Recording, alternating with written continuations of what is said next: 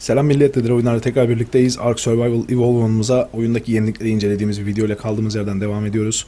Aslında ben bugün size korsan modu çekiyordum. Çünkü internetim kesildiği için devamlı bir türlü internete bağlanamadığım için Ark'ın patch'ini yapamamıştım.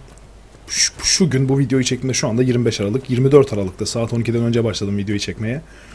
Biliyorsunuz siber saldırı olduğu için internet hatlarımız devamlı gidip geliyor. Patch'i yapamadığım için korsan modu çekiyordum. O arada gece olduğunda bir ara verdim gündüz olsun diye. Bir oyundan kopmuşum. Otomatik olarak patch yapmış. Bu sefer de korsan modu çöktü.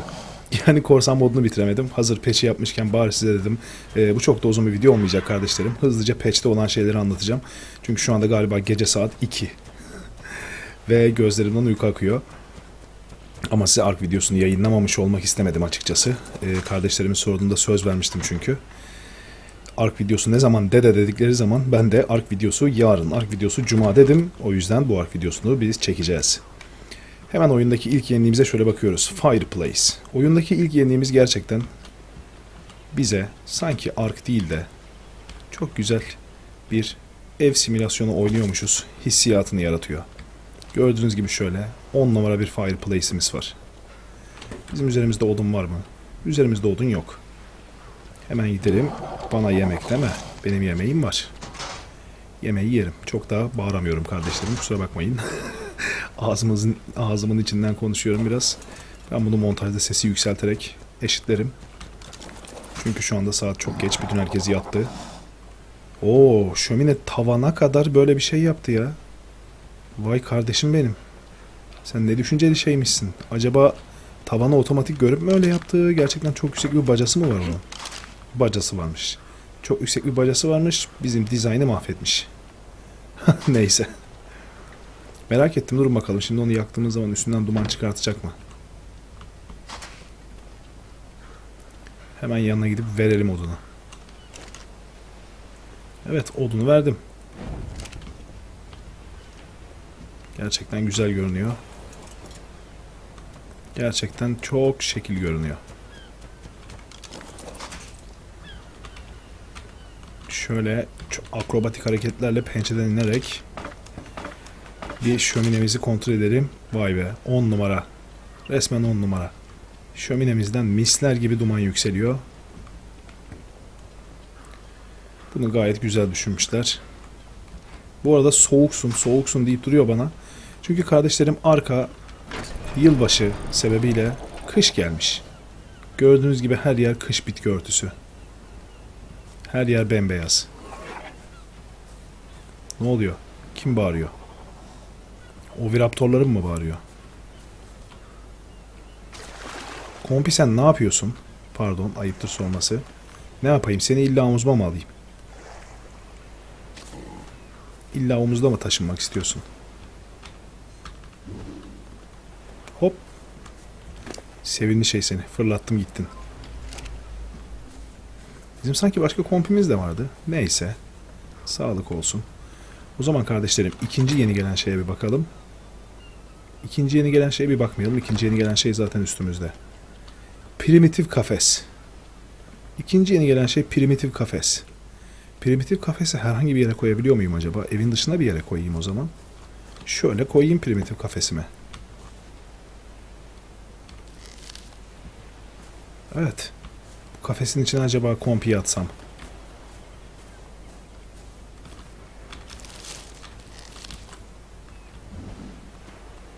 Kompi girmedi.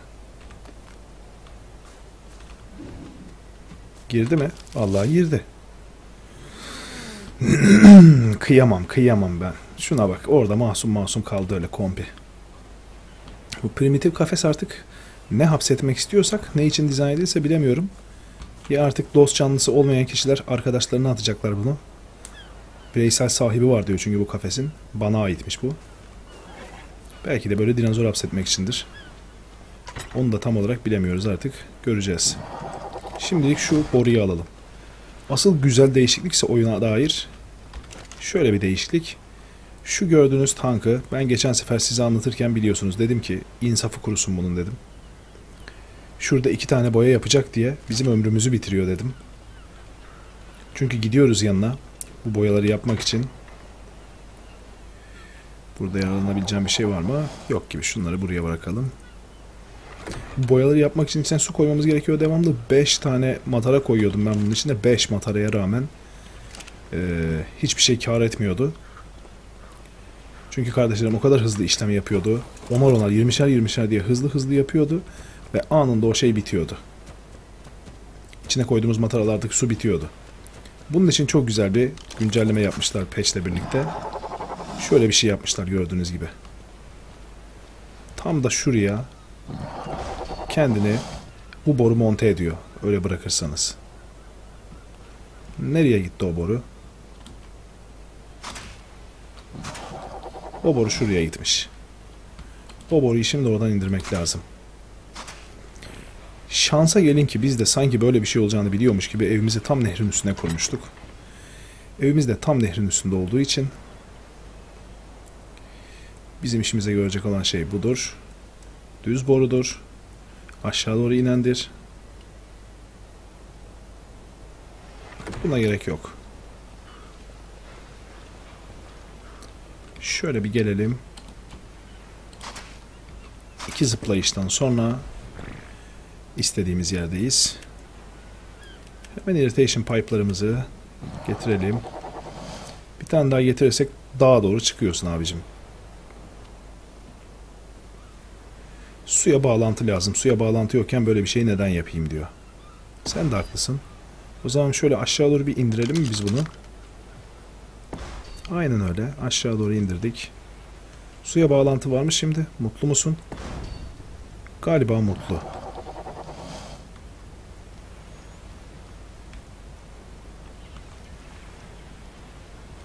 Sanırsam bunda su var şu anda. Su olduğu zaman borunun rengi değişiyor. Biz buradan anlıyoruz bunu ama burada bir şeyden daha anlayabileceğiz. Olup olmadığını. Oo, ocaklarımız çalıştı. Ocaklar hemen çalıştı ve mürekkep üretmeye başladı. Gördüğünüz gibi hemen mürekkep üretmeye başladılar. Su ihtiyacını sizin anlayacağınız daha önce o mataradan, kantinden bilmem neden karşılıyordu bu. Ama artık bu güncelleme sayesinde böyle sonsuz bir su kaynağı sağlayabiliyorsanız ona, o da durmaksızın devamlı sizin için şey üretiyor. İşlemini yapıyor diyelim. Bir şey üretmiyor aslında. İşlemini yapıyor.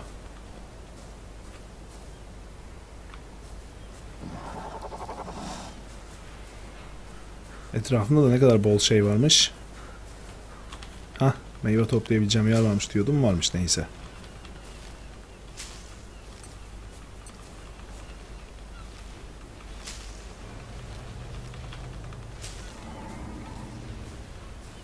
Gerçekten de topladım meyveleri.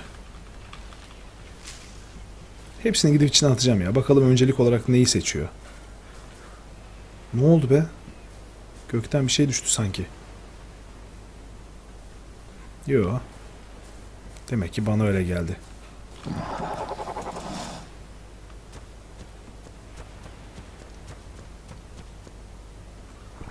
Oh, pençe ufaktan da bir bıraktı oraya.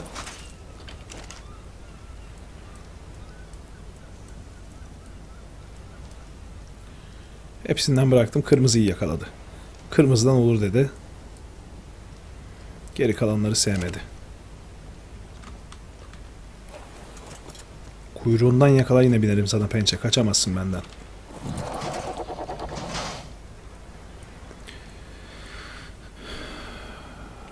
Evet kardeşlerim. Aslında genel olarak oyuna dair şu anda var olan yenilikler bunlar. Yeni bir dinozor yok eklenmiş olan oyunda. Ya da efendime söyleyeyim daha farklı bir eşya yok. Sen kapanıyordun ne güzel. Niye açıldın?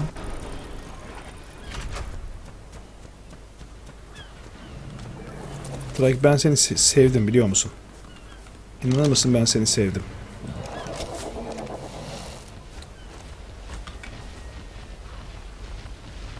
Yapma. Bana vurma. Bana vurursan eğer seni çünkü dövecekler. İşte böyle olacak.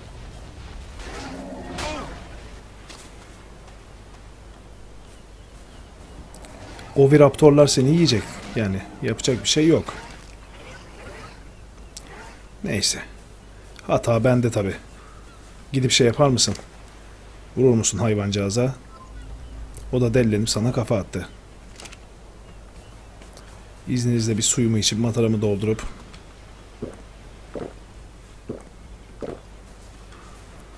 ondan sonra da kendime yemek pişirmek istiyorum.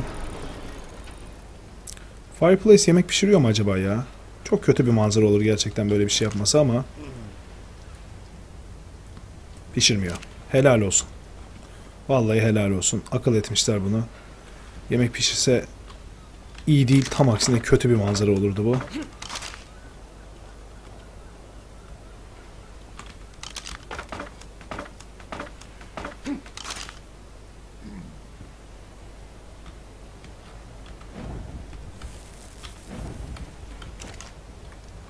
Sen ne yapıyordun? Sen madenciydin değil mi?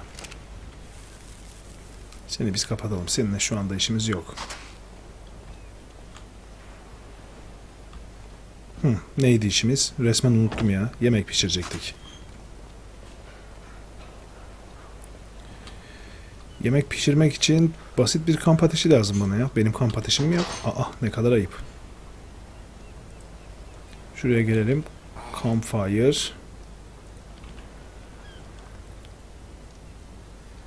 Thatch flint wood stone. Stone, thatch, flint, wood.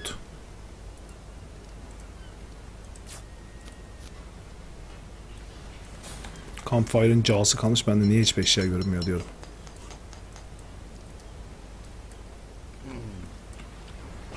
Tamam yavrum, tamam. Mıh deyip durma. Mıh deyip durma. Sana yemeğini vereceğiz şimdi.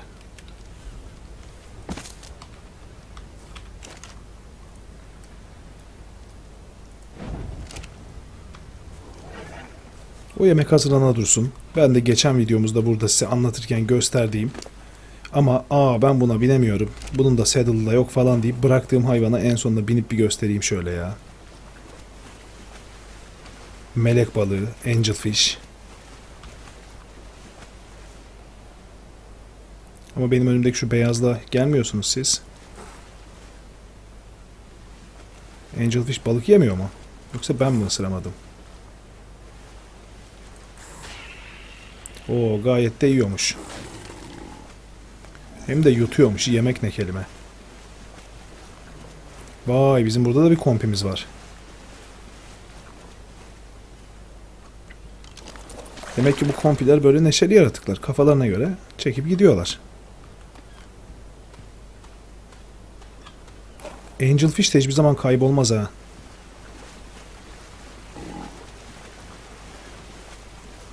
Üstündeki o koca ışıkla kaybetmemizin mümkünatı yok yani Angelfish'i.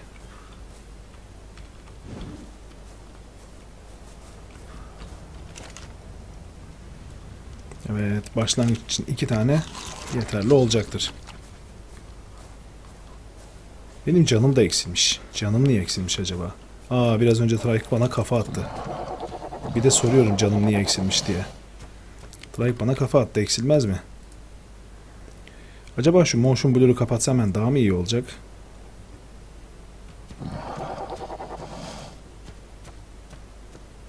Ekranı çevirirken şu ekran garip bir şekilde bulanık olmasını sağlayan özellik o. İyi mi kötü mü emin olamadım.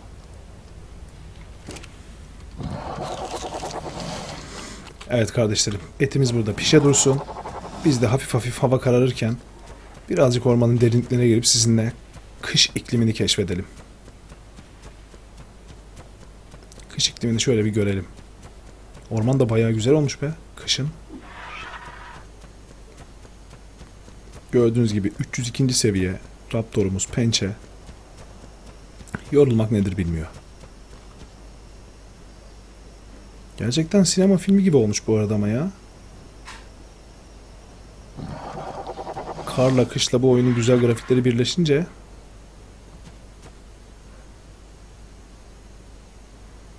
bayağı sinema filmi olmuş.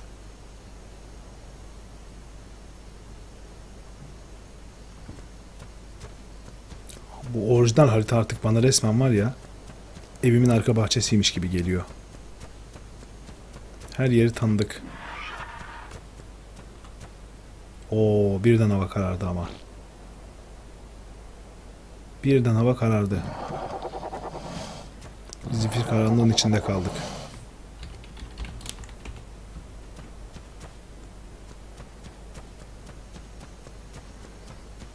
Bir de Raptor'umuzla bir Bronto mu yesek?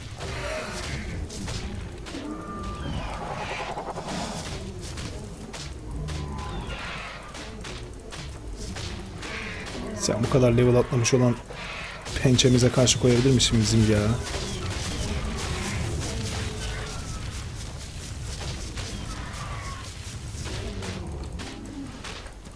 Tabii ki karşı koyamadı. Hey maşallah. Çıkardığı et de korkunç. 100 yıllık et stoğumuzu halletmiş olduk böylece.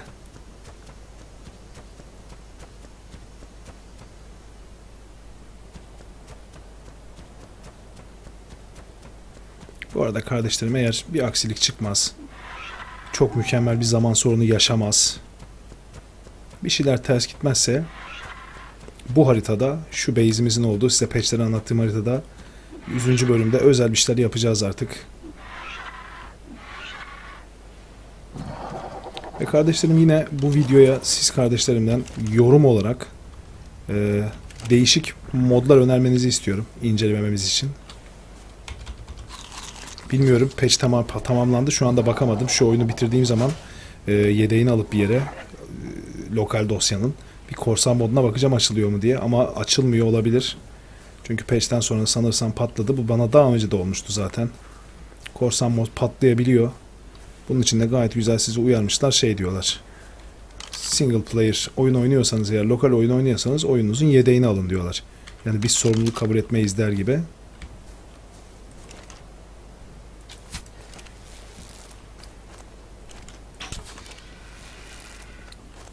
Argentavis mi öldürdüm? Ama bu haksızlık değil mi? Argentavis'e bayıltıcı ok attım. Attığım oklar bayıltıcı değil miydi? Evet, bayıltıcı ok. Bayağı bildiğiniz Triangulating Arrow, işte yeşil. Aynen, değiştirmedi oku. Neyse, demek ki çok az canı varmış. Hayvancağız dayanamadı attığımız oklara.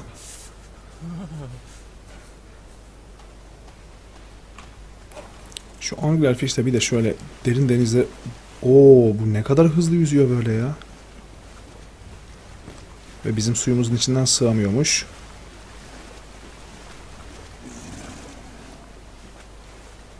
Size bir şey söyleyeyim, bu hayvanı aydınlatma olarak kullanabiliriz biz ha. Bildiğiniz gerçekten ortamı aydınlatıyor. Vallahi Gamma 2 yazdım. Şu anda normal gece karanlığına geri döndürdüm oyunu, ama hayvan ortamı aydınlatıyor. Ben bunu evin altında bıraksam acaba içeriye aydınlık oluyor mudur? Biliyorsunuz normalde ışık kaynakları, çünkü kapalı mekanların bile içine doğru ışık verebiliyordu.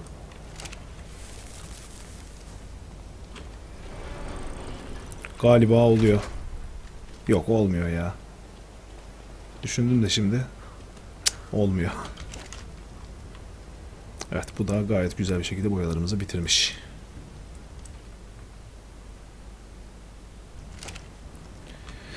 Evet kardeşlerim, dediğim gibi bu benim normalde çektiğim Ark videolarına oranla biraz daha kısa bir Ark videosu olacak. Bu böyle oldu. Patch'in gelmesi, oyunun crash olması, korsan modumuzun ve üstüne üstlük Türkiye'deki internet hatlarının sorunu yüzünden gece saat 2'ye kadar oyunu update edememem bunlara sebep oldu. Artık bir dahaki Ark videomuzda yine güzel, uzun bir Ark videosu çekeriz sizlere.